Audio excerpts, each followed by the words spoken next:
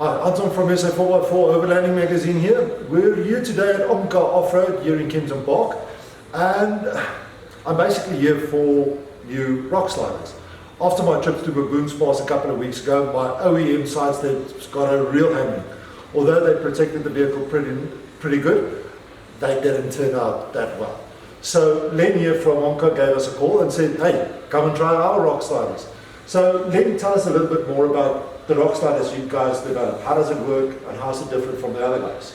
And I think I'm going to start with your standard size set that we're going to remove today. That's mounted to the bodywork.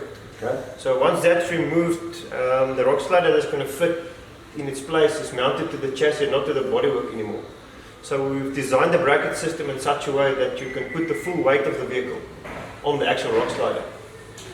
We've used a thick wall thickness tubing at the bottom, so your pipe doesn't bend or bend that easy. And we've also had a look at improving your ground clearance a lot. So you've got way better ground clearance than with your standard side step. I believe you said that the wall thickness of those pipes are about 4 millimeters. We're using a 3mm wall thickness pipe, and the bracket system varies from 8 to 6mm mild steel plate. Okay. So you can go and test it and try Baboons again if you like.